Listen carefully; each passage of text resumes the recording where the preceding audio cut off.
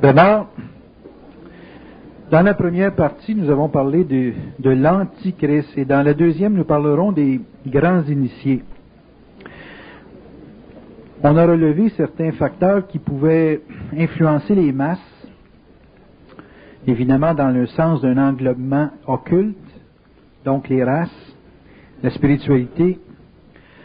Nous entrons maintenant dans une étape où, dans la société, l'influence de l'argent est très grande et où beaucoup d'individus, quand ils n'ont plus les moyens ou les ressources matérielles de se donner une direction de vie, se dirigent dans une sorte de recherche intérieure et évidemment le mot initié réapparaît souvent. Et le terme initié s'associe à initiation et pour certains individus qui ne sont pas très fortunés, se donner ou se payer un luxe initiatique, c'est-à-dire se donner l'occasion d'évoluer dans un processus de développement quelconque, que ce soit dans une religion ou dans un autre processus psychologique, semble être l'ultime moyen d'arriver à meubler le manque, comparé évidemment à la consommation de d'autres. Est-ce que les initiés, ce sont des êtres qui sont, disons, enlignés ou dirigés dans le prochain processus évolutif par le fait d'un manque au niveau des ressources matérielles, ou c'est un individu qui peut composer avec les valeurs matérielles et sa conscience en évolution? En d'autres termes, est-ce que l'individu qui devient un être conscient dans les temps futurs, qui donc s'initie à une nouvelle conscience, est-ce que c'est un être qu'on pourrait qualifier de normal dans le processus de la consommation ou dans la vie de tous les jours, dans le quotidien de tous les jours?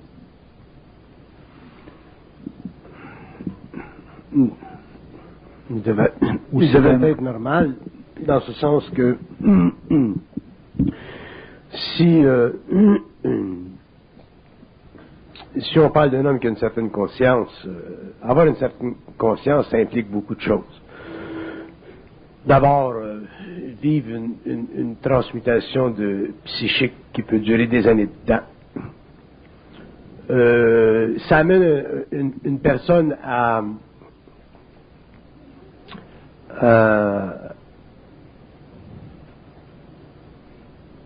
vouloir établir une relation assez étroite entre ce qu'on peut appeler le beau et son être. C'est assez difficile de concevoir une personne sensible, consciente, qui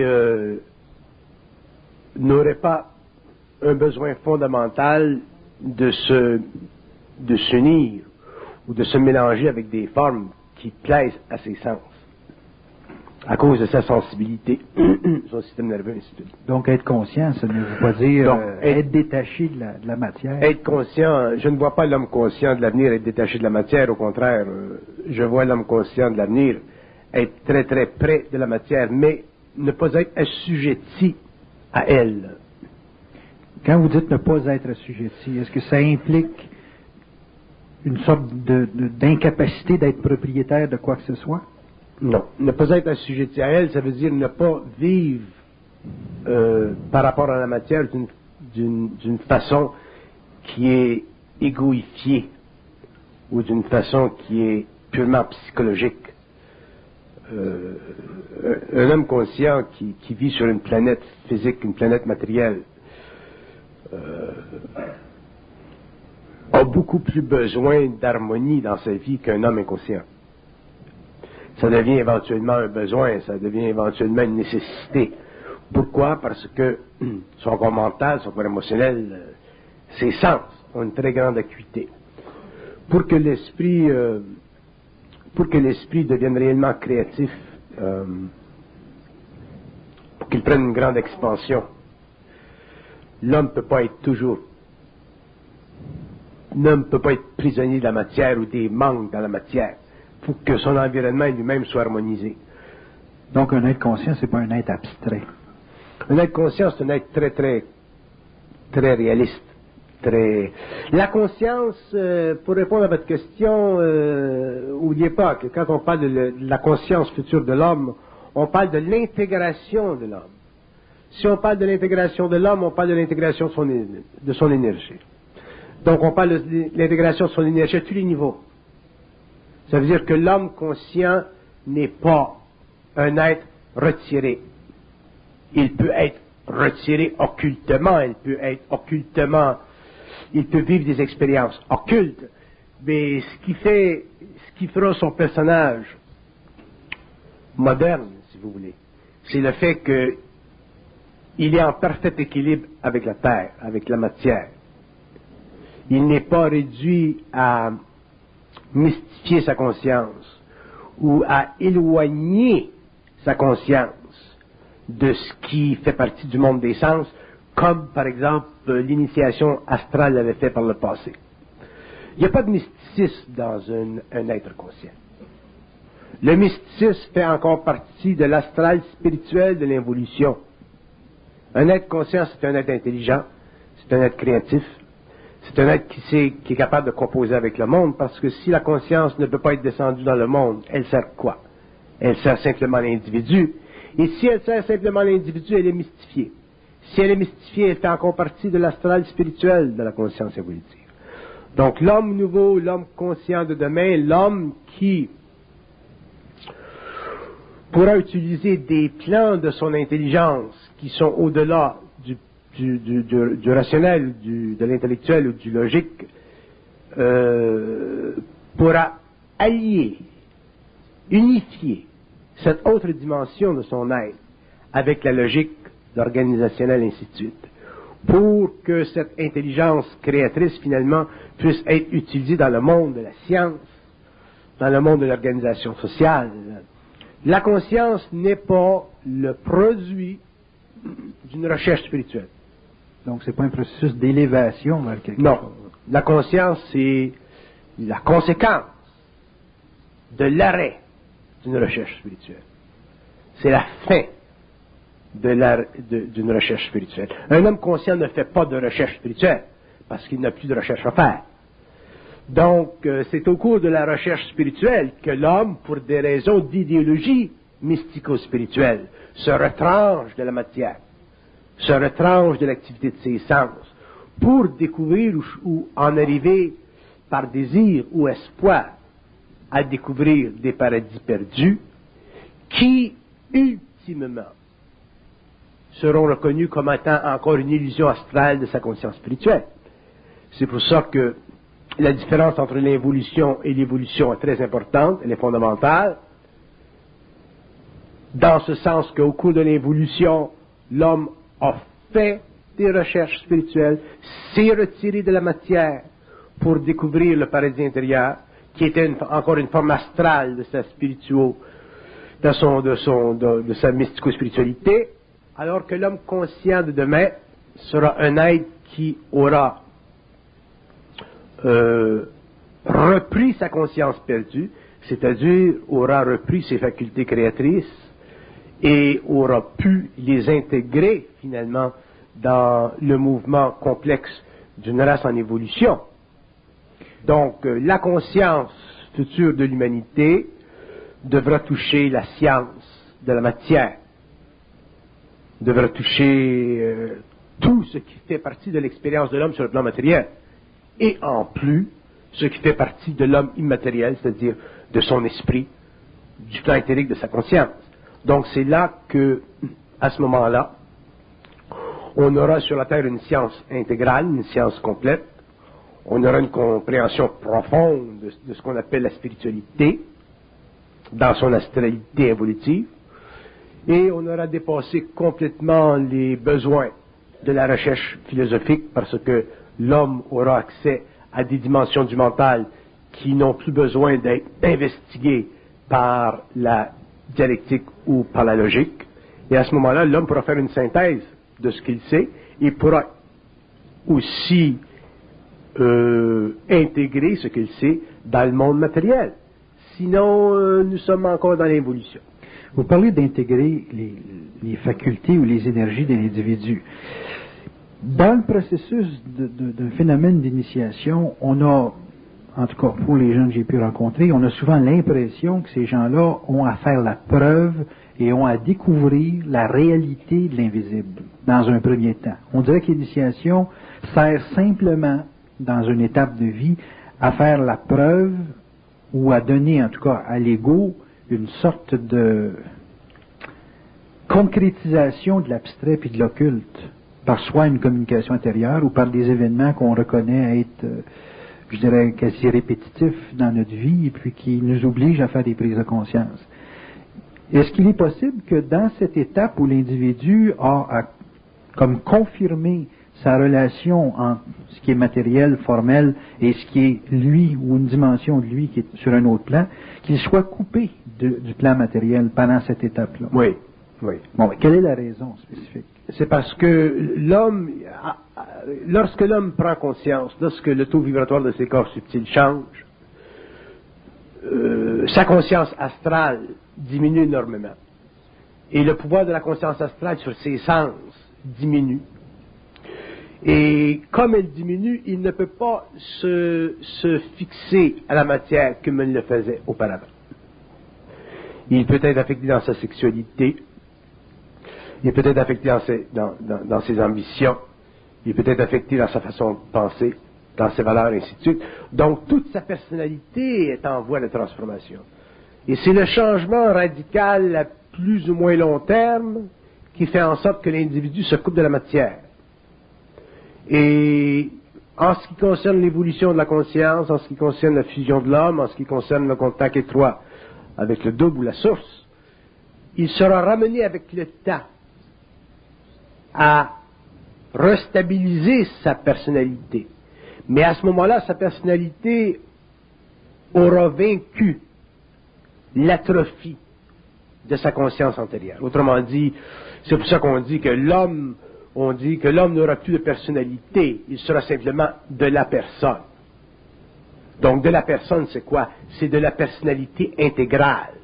Alors que de la personnalité, pendant l'évolution, c'est une multitude de facettes égoïques basées sur les humeurs d'ordre émotionnel et les attitudes mentales, psychologiques, qui font partie du conditionnement de la race, ou de la nation, ou de la culture, ou de la civilisation.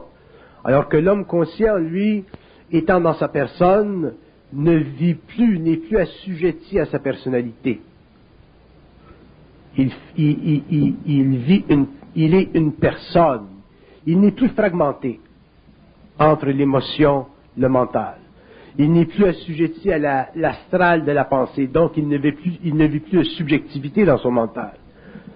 Et ultimement, il est en communication intégrale, télépathique ou télépsychique avec les plans.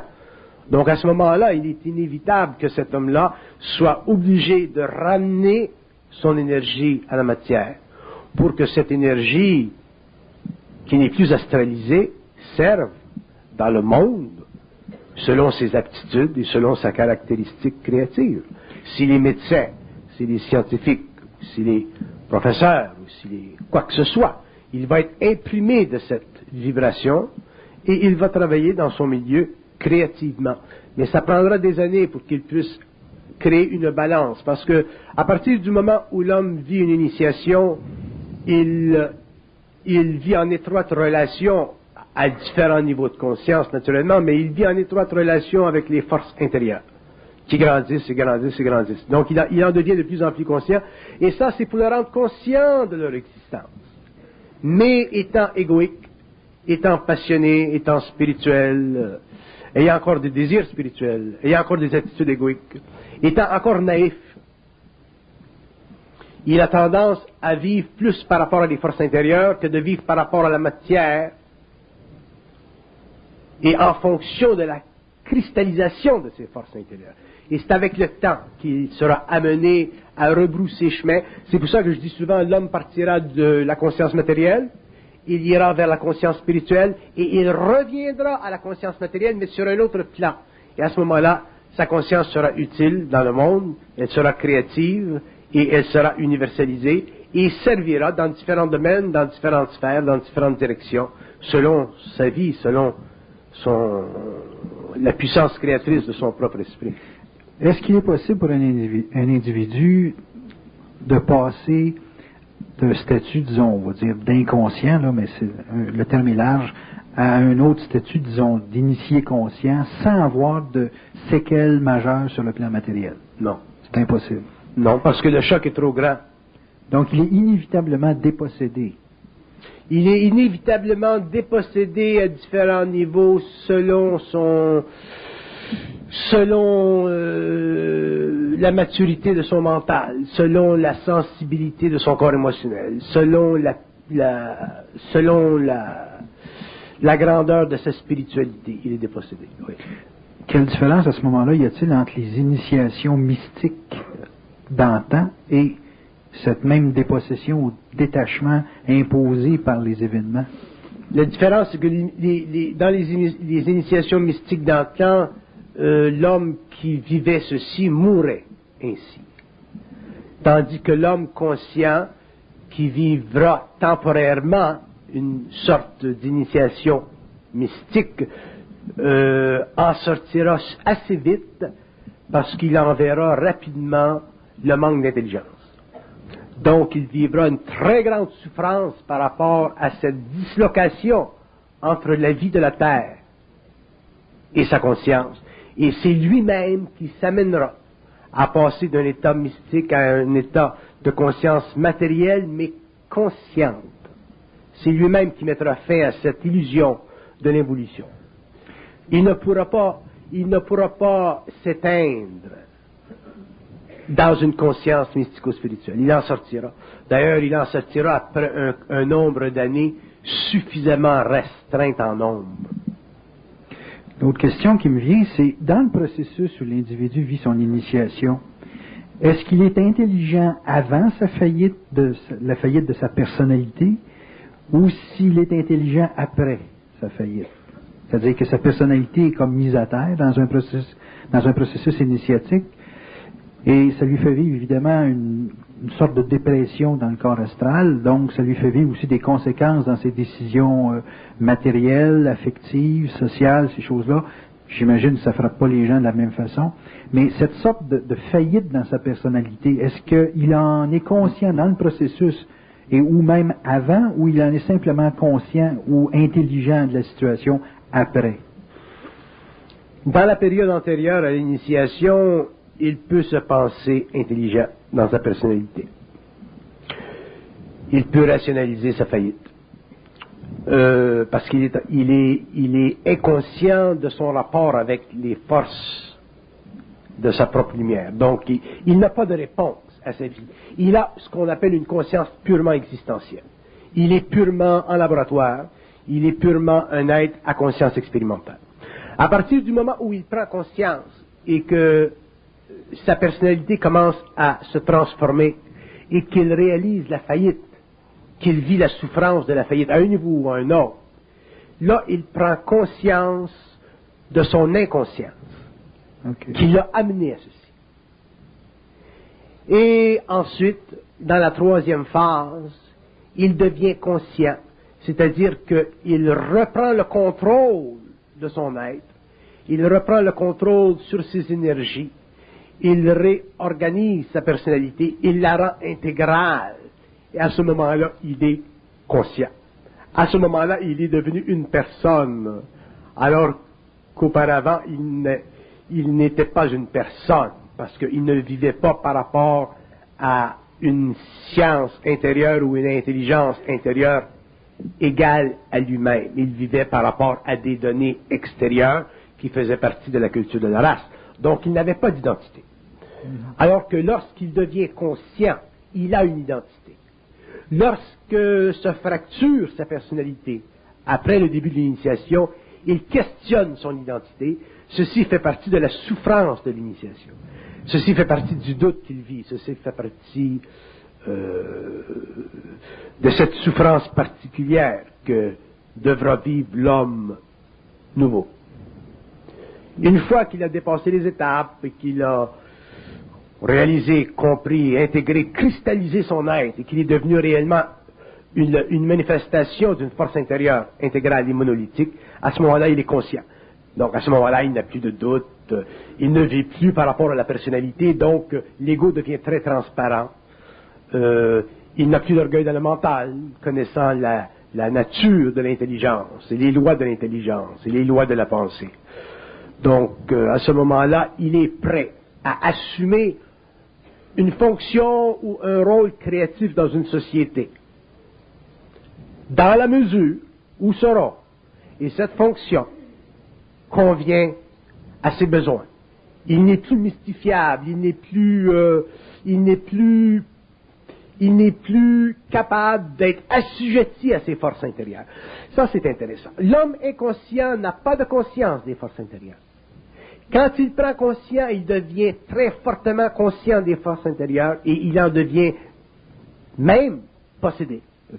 Et un jour, il faut qu'il les casse, qu'il les intègre et qu'il renverse la verticalité et qu'il en fasse une horizontalité, dans ce sens que l'être matériel, égoïque, conscient, est en équilibre parfait avec le principe cosmique qui, ultimement, veut s'unir à lui dans la matière.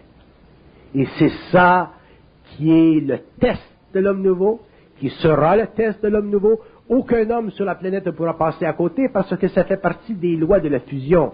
Ça fait partie des lois de l'évolution de la conscience supramentale. Ça fait partie de la fin de l'évolution, c'est-à-dire du rapport de force qui a toujours existé entre l'invisible et l'homme, même s'il est inconscient, ce qui fit de la conscience humaine une conscience expérimentale aveugle et conditionnée.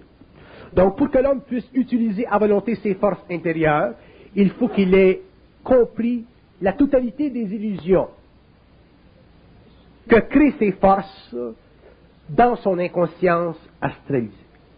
Et lorsqu'il a dépassé le seuil de la conscience astrale, ou comme on dit dans le terme occulte, quand il a dépassé le gardien du seuil, il est complètement libre. Mais il n'a plus de libre arbitre.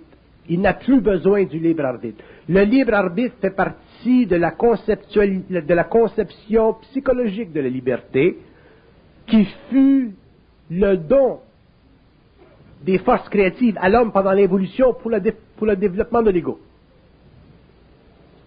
Mais à partir du moment où l'homme devient conscient, il est trop conscient pour succomber à l'illusion psychologique ou philosophique du libre arbitre, connaissant la vie, réalisant la vie et comprenant jusqu'à quel point l'invisible est extrêmement interrelié avec la matière. Donc, le libre arbitre, pour lui, c'est une notion archaïque de liberté. Il a besoin d'une liberté encore plus grande, qui un jour, ultimement, l'amènera jusqu'à la liberté intégrale de sa matière, où il devra et pourra passer du plan matériel au plan éthérique, en transmutant volontairement sa conscience moléculaire. Donc, on ne peut plus parler du libre arbitre une fois qu'on est arrivé à un certain niveau de conscience. On parle de liberté. C'est pour ça que l'homme conscient, si jamais il se manifeste créativement dans le monde, à un niveau ou à un autre, il sera obligé de préconiser sans arrêt l'importance chez l'homme de ne jamais être assujetti dans son individualité par d'autres hommes, par d'autres forces. Ce ne sont pas seulement les hommes qui sont un danger pour l'homme, ce sont les forces aussi. Naturellement, si l'homme est inconscient, les forces ne sont pas un danger parce qu'il ne travaille pas avec elles. Il n'est pas conscient d'elles. Il ne communique pas avec elles. Il n'y a pas de relation psychique.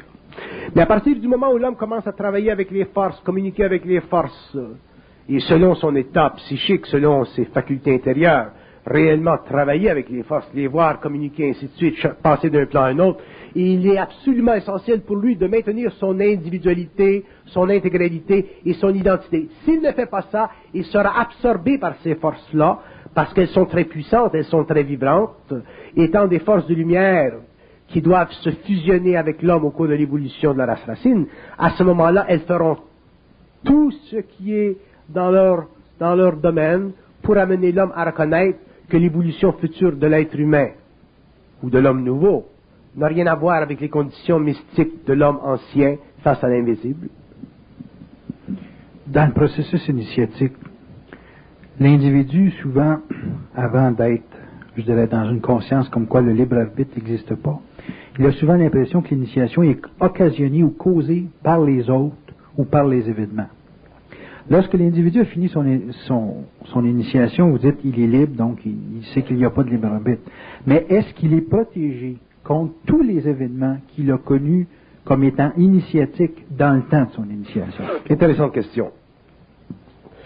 Très intéressante question. En voulant dire, ça finit-tu un jour? Oui. Je vais vous dire une chose. Je parle de mon expérience. Ce qui peut être une souffrance pour moi ne l'est pas nécessairement pour vous. Dans ce sens que plus l'homme est conscient, plus il réalise, plus il sait jusqu'à quel point l'esprit peut jouer avec lui dans la matière pour changer simplement son taux vibratoire. Donc déjà dans le changement du taux vibratoire, il y a une certaine souffrance. Ce qui fait la différence entre l'homme conscient et les forces et l'homme inconscient et les forces, c'est qu'un homme conscient, connaissant les lois de la vie et jusqu'à quel point les forces peuvent créer une condition pour le changement de son taux vibratoire, parce que c'est tout ce qui les intéresse, parce que c'est ça qui crée la fusion, qui fait avancer la fusion, il va devenir très très intelligent dans la vie. Dans ce sens qu'il ne pourra pas tout éviter, mais il saura ne pas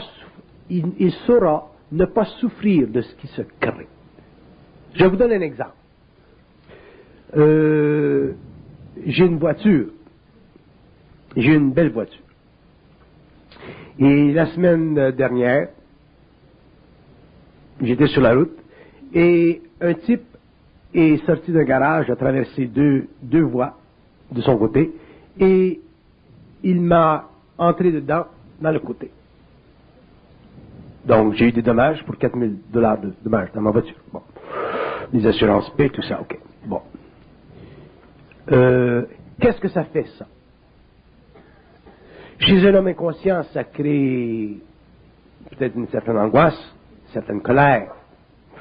Chez un homme qui se conscientise, ça crée une plus grande colère. Et chez un homme conscient, il s'en crisse. S'il est capable de ne pas s'en occuper,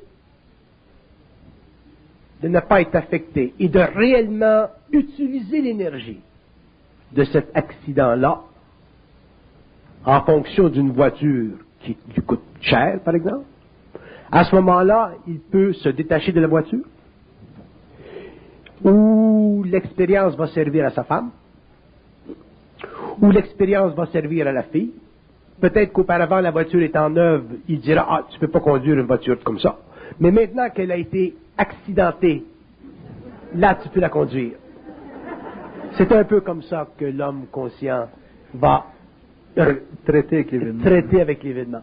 Donc, maintenant que ma voiture a été violée, dans sa forme, et qu'elle n'est plus ce qu'elle était psychiquement pour moi, maintenant ma fille peut la conduire, donc elle est heureuse. Donc j'ai augmenté le niveau de joie dans ma famille. Et c'est ça de la conscience. Mais là, on tombe dans des subtilités. Et la conscience, c'est subtil, l'esprit, c'est subtil. Il y a des lois, parce que si je demandais, mais pourquoi je ne l'ai pas fait conduire ma fille avant l'accident, on m'aurait répondu qu'avant l'accident, l'auto, l'appareil, m'appartient intégralement parce que l'auto, elle a été définie dans sa relation avec moi par rapport à un besoin esthétique d'un certain ordre. Donc, ce besoin, il est rempli.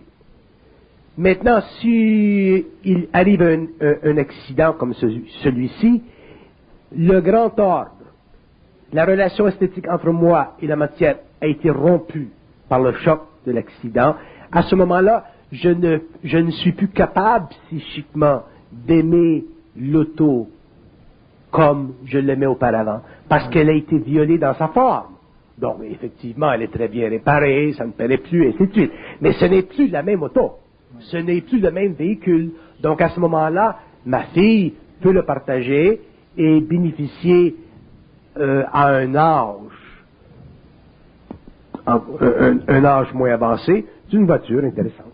Mais elle n'aurait pas pu bénéficier de cette voiture avant parce que ce n'aurait pas été raisonnable de mettre dans les mains d'un enfant ou d'une jeune fille une auto de cette valeur-là. Donc, la vie a fracassé ma relation avec la forme, j'ai encore une auto qui paraît bien, et ma fille peut l'utiliser. Donc, elle aussi va apprendre à bénéficier de sa relation esthétique avec la forme, et un jour, si elle a un autre accident avec l'auto, à ce moment-là, mais elle, ça fera partie de sa propre évolution d'en arriver à se détacher émotivement de ce que l'auto aura expérimenté. Je comprends bien. Pour un initié, l'initiation ne se termine pas au niveau de l'événement, mais se termine dans sa façon de vivre avec l'événement. Ouais, c'est ça. Très bien. C'est ça que vous dégagez. Oui. L'événement, ça ne se termine pas parce qu'il y a trop de lois d'accident, mais dans sa façon de traiter avec l'événement. Oui, c'est ça.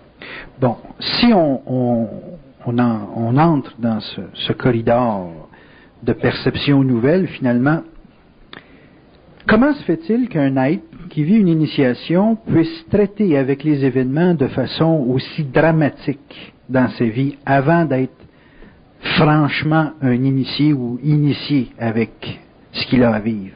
Comment se fait-il qu'il dramatise la situation continuellement? Parce qu'il il n'a pas suffisamment intégré ses énergies. Il a ce que j'appelle le doute de sa science. De sa science. Quand vous parlez de science, là, vous étendez ça autant de la psychologie à la finance? À tous les la science, ça touche tout. Moi, celle qui m'intéresse le plus, c'est la psychologie.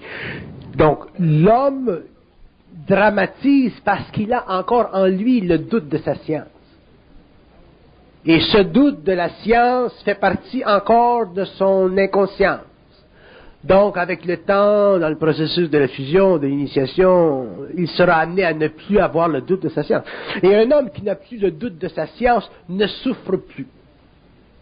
Est-ce que la pensée positive peut être un cataplasme temporaire pour... La pensée positive est un jeu utile de l'esprit. Mais si l'esprit entre en contact direct avec l'homme dans un processus de fusion, la pensée positive ne peut plus supporter cette tension psychique qui existe entre lui et le plan humain. Parce que pour faire l'expérience de la pensée positive, il faut quand même avoir une certaine conscience spirituelle. Il faut quand même vivre à l'intérieur d'un libre arbitre. Mais à partir du moment où l'homme entre en contact direct avec les forces occultes, et qu'il voit jusqu'à quel point les forces de l'invisible ou l'invisible est en relation et manipule les événements de la matière, la pensée positive, elle explose parce que elle est insuffisante à l'intelligence humaine. Donc, la pensée positive, c'est une étape spirituelle positive de l'évolution psychologique de l'ego. Mm-hmm. Mais lorsque l'homme entre en contact avec le psychisme, avec les forces subconscientes de son moi, qui deviennent des forces conscientisées de son moi, la pensée positive n'a plus de pouvoir, parce que les forces sont plus grandes que ce que l'ego croit pouvoir positiviser dans sa vie.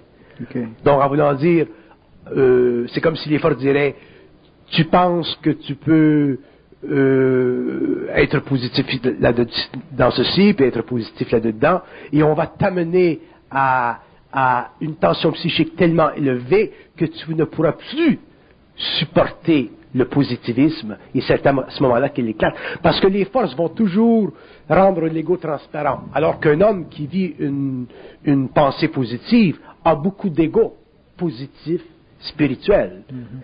Psychologique. Il a une attitude. Il a une attitude positive. Alors que l'initiation, la fusion détruit toute attitude. Un homme conscient n'a pas d'attitude. Donc c'est là la limite de la science, de la pensée positive. Par contre, pour les masses, pour l'être humain en général, pour l'homme qui veut améliorer le sort égoïque de sa conscience planétaire, la pensée positive, c'est une science qui est très valable. Mais un jour, s'il est amené par les forces à aller plus loin, dans l'investigation profonde de leur réalité avec lui, la pensée positive va sauter comme la pensée philosophique a sauté. L'autre question qui suit, c'est est-ce qu'on passe à travers une initiation seul ou avec d'autres? On passe une initiation, on vit une initiation seule, mais on la passe en relation avec d'autres. En relation, c'est pas avec d'autres. On la vit seule, on la souffre seule, Oui. mais en relation avec d'autres. C'est-à-dire que c'est impossible de traverser ou d'aller vers une prise de conscience absolue de façon strictement avec une communication intérieure ou une sorte de perception des événements. Elle est très intéressante, votre question, parce qu'elle nous ramène au mystico-spirituel. Si l'homme vivait une initiation solaire, seul, il serait incapable de fracturer le pouvoir des forces en lui, il serait incapable d'intégrer son énergie et il demeurerait un être ultimement mystico-spirituel. C'est pour ça que l'homme conscient, l'homme nouveau, l'homme de l'avenir, sera un être qui sera obligé d'intégrer son énergie et son être-té dans la vie. Il ne pourra pas se retirer au Tibet, se retirer dans une caverne. Il pourra le faire sur le plan éthérique, il pourra le faire s'il a déjà atteint une conscience intégrale pour des œuvres qui font partie de l'occulte de l'humanité. Mais en tant qu'homme en voie d'initiation solaire, il sera obligé de travailler à la restructuration de son être dans un monde très matériel, dans un bureau, dans un office. Il sera obligé, il sera amené par son esprit à travailler en relation avec les hommes. Il ne pourra pas se livrer à une évasion personnelle pour le développement spirituel de son ego. Ce sera mis complètement à terre, On établit donc que le fait qu'on souffre seul, mais qu'on les vit en relation avec les autres. Je m'excuse, je reviens parce que votre question est importante. C'est impossible à un être, pour un homme qui fait partie de l'évolution, de mettre fin à son initiation seul. Et c'est pour ça que l'homme conscient, l'homme nouveau, verra, découvrira, dans son partnership avec les hommes près de lui, sa femme, ses enfants, ses amis proches, il verra que ce sont ces gens-là qui seront utilisés pour l'amener à l'intégration. Ce ne sera pas son esprit. Le double ne dira jamais à l'homme, c'est assez. C'est la femme qui dira à l'homme, es-tu marié avec moi ou avec les forces? C'est l'enfant ou les amis qui montreront à l'homme l'illusion mystico-spirituelle de son initiation solaire. Ça, c'est très important de comprendre ceci, de savoir ceci. Un homme seul ne peut pas intégrer une conscience à partir d'une fusion avec le double qui représente l'esprit ou le principe cosmique de l'homme sur le plan matériel. C'est impossible. Et c'est justement pourquoi les hommes de l'involution n'ont jamais passé de l'involution à l'évolution. C'est parce que pendant l'évolution, les hommes ont été amenés au perfectionnement spirituel de leur être à travers le mouvement de l'âme. Ils n'ont pas été amenés au perfectionnement de leur être à travers le mouvement de l'esprit. C'est pour ça que pendant l'évolution, l'intelligence créatrice morontielle n'a jamais existé et qu'elle existera à partir de l'évolution de la conscience supramentale sur la Terre. Autrement dit, les hommes de l'évolution qui ont vécu des initiations ont été régis par le monde de l'âme, à travers le monde de l'âme, sur leur plan matériel.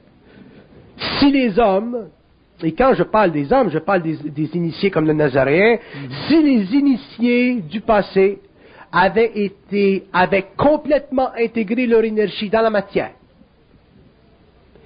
le principe de l'intelligence aurait été donné à l'humanité il y a des milliers d'années.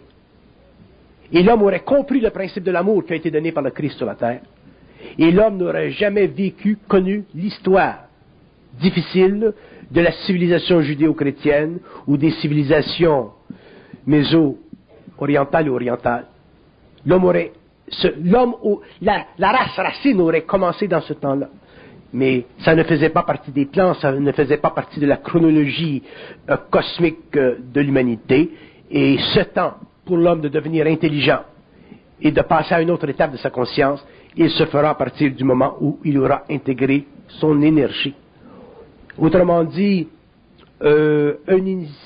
c'est très facile pour un initié d'apporter à une civilisation le principe de l'amour parce qu'il n'a pas à lutter contre les forces qui font partie de cette fusion. Il n'a qu'à se soumettre à elle. Donc, c'est ce que le Nazaréen a fait. Et dans le développement du principe de l'intelligence que l'homme devra avoir, il sera obligé de cesser de se soumettre à ses forces, de les mater intégralement pour un jour avoir le pouvoir sur la matière et finalement exercer son droit d'aîné sur la terre, c'est-à-dire devenir réellement un fils de la lumière, c'est-à-dire devenir un homme qui a le droit, à volonté, de décider de quelle façon l'invisible doit être utilisé pour l'évolution, la construction sur la terre d'une civilisation qui demain sera extrêmement avancée. Vous dites évidemment que l'être doit s'individualiser. Comment pouvez-vous associer le terme individualisation avec le fait de parfaire ou finaliser une initiation en étant soit mêlé à un groupe ou mêlé à un couple? Il y a une sorte de... Quand je parle d'individualiser, un être qui vit l'initiation solaire, qui est en voie de transformation et qui est en voie aussi d'agrandissement de conscience par rapport à des forces intérieures, surtout s'il est en communication, ne peut pas seul voir le jeu. Il a besoin de l'homme qui l'aime, de l'homme qui le respecte, de l'homme qui le regarde pour l'aider. Mais il est conscient. Il n'est pas conscient encore, il n'a pas intégré. C'est quand on a intégré qu'on devient conscient. Okay. Intégrer, ça veut dire connaître le jeu de l'invisible. Intégrer, ça veut dire ne plus être possiblement conditionné, empoigné, mesmérisé, possédé par les forces de sa propre lumière. Donc cette grande énergie qui magnétise l'homme, qui deviendra demain son pouvoir, doit auparavant être matée. Et si l'homme a la moindre spiritualité en lui, il y a des gens qui me disent, mais M. Bernard, vous parlez contre la spiritualité. Je ne parle pas contre la spiritualité d'une façon négative. Je parle de la spiritualité ou contre la spiritualité dans l'aspect astral de sa réalité. Et c'est dans l'aspect astral de la spiritualité que l'homme se fait prendre. Ce n'est pas dans l'aspect mental de sa spiritualité. L'aspect mental de la spiritualité, on la comprend. Elle nous sied bien. Mais dans l'aspect astral de la spiritualité, nous appartenons à l'évolution. Donc, nous sommes assujettis par les voies de l'âme ou par les voies de l'esprit à une manipulation quelconque. Dans la mesure où l'homme est mental, il peut être affecté par son esprit, c'est-à-dire réellement manipulé par son esprit, parce que l'esprit c'est très intelligent, l'âme n'est pas intelligente, mais l'esprit est très intelligent, et à ce moment-là, pour que l'homme devienne intelligent, il faut qu'il comprenne les voies de l'esprit. Et si l'homme ne comprend pas les voies de l'esprit parce qu'il est trop animiste, parce qu'il est trop astral dans sa spiritualité, et qu'il n'a pas l'aide extérieure, ou qu'il ne veut pas entendre, ou qu'il ne veut pas écouter les gens autour de lui qui lui disent, écoute, bonhomme, il faut que tu travailles, il faut que tu casses cette relation interne avec ton monde profond et retourner dans le monde de la matière et t'éveiller à la matière. À ce moment-là, l'homme ne pourra jamais intégrer son énergie et effectivement, il mourra et il retournera à l'astral. Bon, maintenant, les gens qui peuvent intervenir dans le processus initiatique d'un autre, est-ce que c'est des intimes, en d'autres termes, un couple, ou si ça peut être n'importe qui? Ce seront des gens intimes. C'est des intimes. Oui, parce que ce sont les intimes qui nous connaissent le plus. Ce sont les intimes, ce sont nos femmes, nos enfants, nos amis proches qui nous voient et qui peuvent voir l'illusion qui fait partie de notre expérience. Et si l'homme est suffisamment intelligent pour écouter les intimes, à ce moment-là, il pourra intégrer. Et la personne la plus intime, la personne la plus utile pour l'être, en ce qui concerne l'intégration de l'énergie, c'est la femme. Ou vice-versa, le mari pour la femme. Parce que la femme, je parle de la femme parce que je suis un homme, la femme ne vit pas la même expérience que l'homme. L'homme est beaucoup plus mystifié par l'initiation solaire que la femme. La femme est beaucoup plus terre à terre, la femme est beaucoup plus raisonnable, la femme est beaucoup moins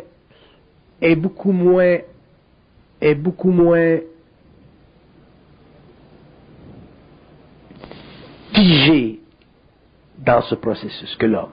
Elle garde plus ses esprits, la femme, dans le couple où l'homme est en initiation. Donc la femme est un grand baromètre, elle est une grande mesure, elle est une grande protectrice.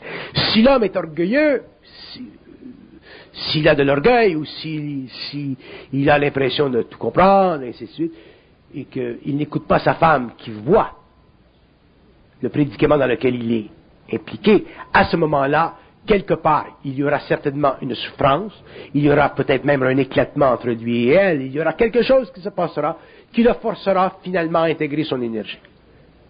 Donc la femme sera sa plus grande protection. Est-ce que l'inverse est possible? L'inverse est possible aussi. Si c'est la femme qui vit une relation avec son propre culte et que l'homme est dans un retrait, il verra des choses qu'elle ne pourra pas voir. Et à ce moment-là, c'est lui qui lui permettra d'intégrer son énergie. Mais je le dis à tous, je le dis en public et je le dis dans le monde, l'homme qui vivra une initiation solaire ne pourra pas mater les forces sans l'aide de l'homme autour de lui qu'il aime. Pourquoi? Parce que le principe de l'amour, c'est le principe de l'amour, c'est le principe humain le plus puissant qui puisse aider l'homme à confronter soit le mal ou soit la lumière. Le principe de l'amour, c'est le plus grand principe qui puisse aider l'homme à confronter soit le mal ou soit l'éblouissement de la lumière. Donc, pour moi, le mal intégral, astral, ou l'éblouissement de la lumière sont deux expériences, deux niveaux d'expérience se rapportant naturellement à des âmes de calibre ou d'évolution différentes, mais ultimement, ce sont deux expériences qui doivent être neutralisées par l'amour. Et l'amour vient de celui qui est près de soi. Donc, une femme qui aime son mari ou un ami qui aime son ami et qui le voit vivre une initiation solaire et qui peut être écouté parce qu'il est son ami, cet être-là sera celui qui aura amené l'autre à vaincre l'invisible et à en intégrer l'énergie. Si, malheureusement, l'homme n'a pas suffisamment d'humilité dans son mental pour écouter l'autre, il sera astralisé dans sa lumière et elle deviendra mystico-spirituelle et elle pourra aussi, dans beaucoup de cas, malheureusement, l'amener à l'insanité. Autre question qui vient, vous parlez de l'initiation autant pour la femme que pour l'homme. Est-ce qu'on a souvent entendu parler d'initiés, mais c'était toujours au masculin. Est-ce qu'il y a des femmes initiées? Le terme initié, c'est un terme, c'est un mot. Il y a des femmes. Parlons de lucidité. Un être conscient, c'est un initié. Que ce soit une femme ou que ce soit un homme. Un initié, c'est un être qui a acquis le droit de savoir. C'est ça un initié. Ça, c'est ma définition de l'initié. Okay. Donc, il y a des femmes qui ont acquis le droit de savoir à leur niveau. Il y a des hommes qui ont acquis le droit de savoir à leur niveau. Donc, un être qui sait, dans le sens intégral, universel du terme, c'est un initié. Et à l'intérieur de cette nomenclature, effectivement, il y a des êtres plus avancés dans cette relation avec l'invisible, et ce sont ces êtres-là qui ont des statuts universels particuliers, mais qui font partie de cette grande initiation de l'humanité. Donc, il ne faut pas se rattacher trop au mot initié, parce qu'il risque de nous créer de la vanité, il risque de créer de l'orgueil spirituel, et tous les concepts qui représentent un certain statut évolutif, surtout en ce qui concerne l'invisible ou les lois occultes de la vie. Tous ces concepts-là sont dangereux dans ce sens qu'ils ont tendance à faire vibrer l'âme. Donc, il est plus plausible pour soi de dire que l'homme est conscient, de reconnaître qu'un homme est conscient, que de japper à gauche et à droite, qu'on est un initié, ou que l'homme ou tel homme est un initié. Parce qu'on parle souvent d'un être conscient en initiation. Oui, effectivement, l'être conscient, c'est un être en voie d'évolution, donc c'est un être qui est devenu conscient parce qu'il a passé une initiation. Seulement, ce n'est pas le terme initiation ou le terme initié qui est le problème, c'est l'attitude que l'on développe par rapport à ce terme. Je suis absolument surpris, je le suis depuis des années, de voir ce que nous avons considéré par le passé de grandes âmes remplies d'orgueil. Et lorsque vous rencontrez des êtres qui sont supposés être des êtres de grande sensibilité, de grande nature, remplis d'orgueil, ça ne vous invite pas facilement à vouloir utiliser le terme initié dans le monde. Donc, l'homme a besoin de beaucoup d'humilité. Plus il sera grand dans sa conscience, plus il connaîtra les lois de l'intelligence, plus il sera humble. Donc, à ce moment-là, initié, le terme initié ne lui suffira plus, ne l'aidera plus. Il sera simplement intéressé à être bien, parfaitement bien dans sa peau. Point final. L'autre aspect qui peut être intéressant, c'est de savoir quand deux êtres vivent un processus de souffrance qu'on va appeler encore l'initiation pour l'aspect du sujet, est-ce qu'il est possible que les deux êtres aient à souffrir tellement ensemble qu'ils ne peuvent pas protéger l'autre? Vous parliez d'un qui protégeait l'autre. Est-ce que c'est possible que deux êtres qui soient totalement englobés par leur souffrance, qui ne soient pas capables de se protéger mutuellement? Non. Deux êtres qui souffrent trop, éventuellement, il y en aura un qui souffrira plus que l'autre, et c'est lui qui fera intégrer. C'est celui qui souffre le plus qui protège l'autre. C'est toujours celui qui souffre le plus qui protège l'autre. Oui. Ah, ça, c'est une particularité. Parce que celui qui souffre moins est déjà englobé dans son expérience. Tandis que celui qui souffre le plus, c'est lui qui voit le plus. Mais est-ce qu'il souffre le plus de l'expérience de l'autre ou il souffre le plus de l'expérience, point final? Il souffre en lui-même à cause de l'expérience de l'autre. Donc, si vous êtes dans un groupe, là, si on extensionne en dehors du couple, et qu'on est dans un groupe et puis qu'il y a un facteur de souffrance... Je vous donne un exemple. Vous prenez dans un couple un homme qui est en évolution, en initiation, une femme, ainsi de suite, et que l'homme dit à sa femme, oh, ben moi, je ne travaille pas. Je suis en voie d'évolution. Travailler pour moi, c'est pas... Les gens sont trop inconscients dans le monde, dans la compagnie, moi je travaille pas. Éventuellement, il va être obligé de travailler, parce qu'il va le crisser à la porte. Donc à ce moment-là, il va avoir intégré. Alors s'il l'aime, il va y travailler. Il va avoir compris. Il va avoir vu son illusion. Et s'il ne l'aime pas, à ce moment-là, elle va le foutre à la porte. Anyway. Donc, elle va cesser de souffrir de lui, de son intransigeance, de son illumination. Et lui, à ce moment-là, continuera son expérience. S'il rencontre une autre femme, il va être obligé de s'organiser autrement, parce qu'elle va voir encore plus vite que son ancienne. Donc, il n'y a pas de sortie. Un jour, il faudra qu'il travaille. Dans le processus, là, on l'entend au couple. Donc, c'est l'être qui souffre de l'autre.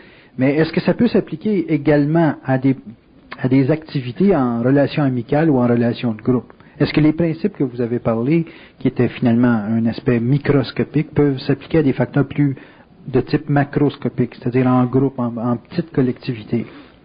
Oui, parce que dans la mesure où l'homme est en initiation, il vibre.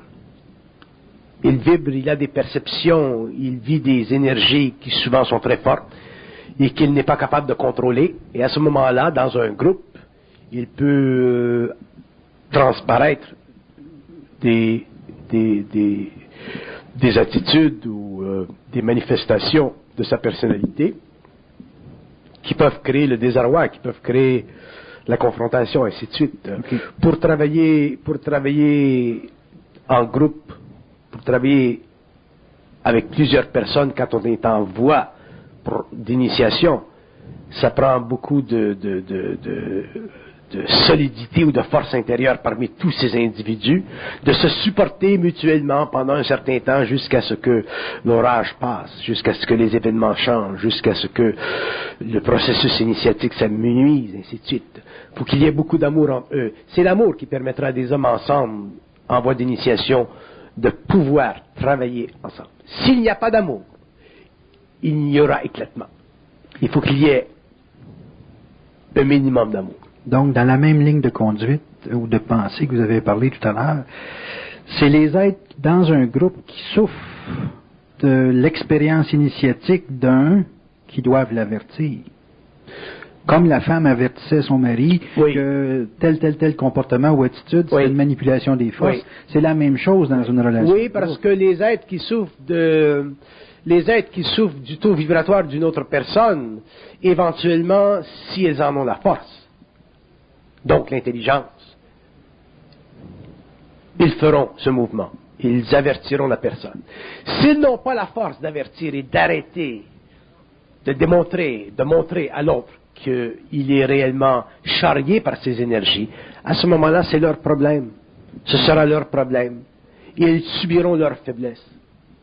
Par contre, s'ils ont la force, si elle est suffisamment cristallisée, cette force, que ça aille d'un côté ou d'un autre, pour eux, ce sera bien.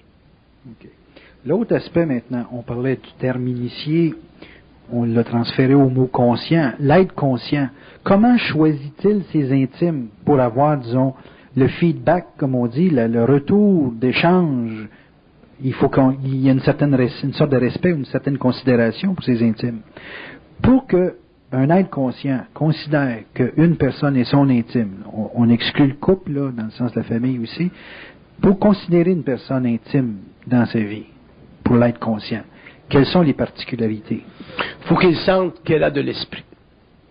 Pas de l'amour, pas de la volonté. De l'esprit. Si vous avez de l'esprit, vous avez de l'amour.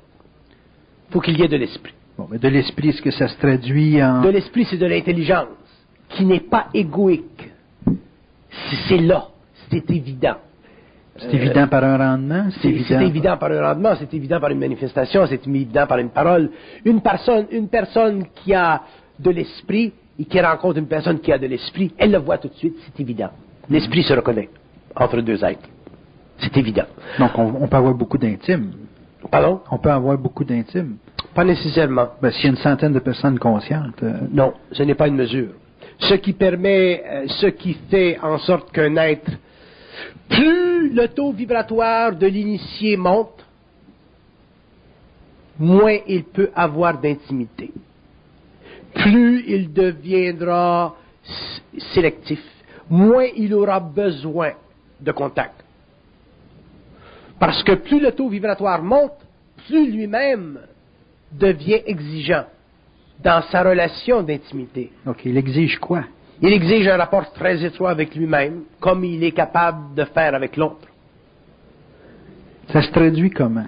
Ça se traduit J'essaie de mettre le doigt sur l'exigence. Ça se traduit par une stricte reconnaissance de l'autre en soi et de soi dans l'autre.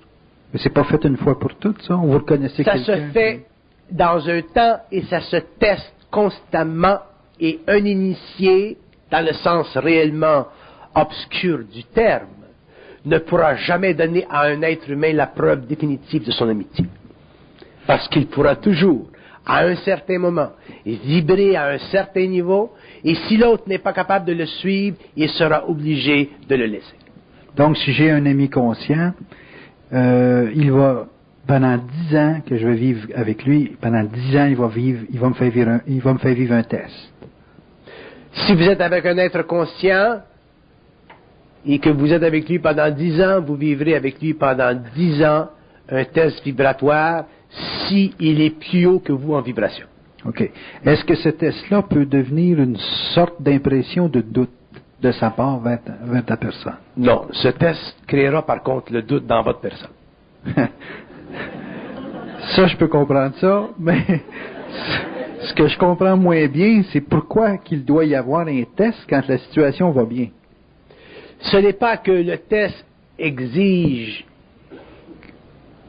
que la situation aille mal ou bien, c'est que l'initié, amenons-le à un niveau plus particulier, plus défini, plus absolu, l'initié est très près de son esprit, l'esprit est très en fusion avec lui, et tout le courant d'énergie qui se véhicule entre lui et les plans invisibles doit se véhiculer entre lui et les plans matériaux.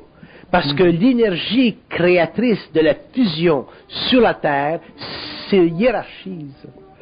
Okay. Autrement dit, pour